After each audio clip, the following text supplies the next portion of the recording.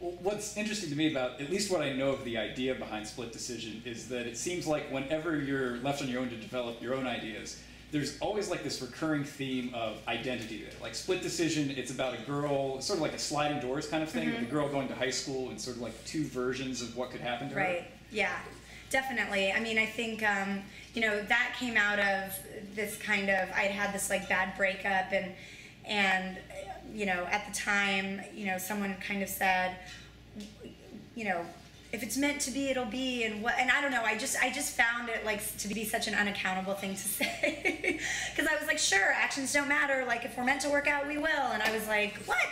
And it just got me thinking, like, no, life isn't meant to work out or not. Like, things happen all the time, and it's more that life is a series. You know, you put a lot of thought into the big decisions. You know, do I want to get married? Do I want to have a baby? Do I want to take this job? You don't put a lot of thought into, like, the mundane decisions, the things that you just do haphazardly. And I just was thinking that, you know, life is really a series of tiny, tiny choices you make, and those choices really inform who you become.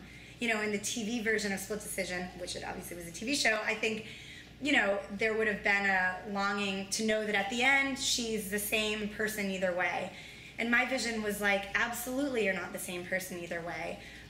The same things, type of things might happen to you. You'll probably lose your virginity at some point. You'll probably get your heart broken at some point. But you're not the same person either way. Everything you do shapes the person you are, and you can become a different person based on the choices you make. So I think that was a lot about identity and, you know, a place to belong and kind of accountability for your actions.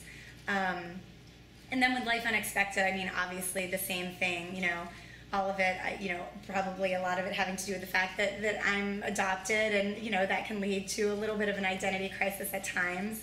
But, you know, same thing. Where do I belong? Who's my family? What makes a family? Is it a family of choice versus a family of origin? All those kind of themes I really, you know, resonate with me, and I like to dive into. And even in your young adult series, there's kind of that thing with the girl who joins a soccer team after not being there. Like, it's something that you explore a lot. Yeah. Is that you, in a way, maybe working through something on your own, or is it you looking back with hindsight, you know, seeing the journey after it's done? I'm sort of curious. Probably both. I mean, I think, you know, I mean, this sounds so silly because this is certainly not a hardship in the grand scheme of hardships, but when I was a teenager, I moved from Dallas to Connecticut, and it did put me in a bit of an identity crisis.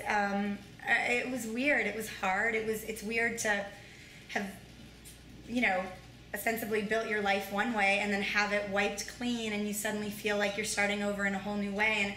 And I think that identity is something that, you know, you constantly bump up against at every stage of life. I'm sure, you know, I'm not a parent, but I'm sure becoming a parent, you start to, am I a mother? Am I a wife?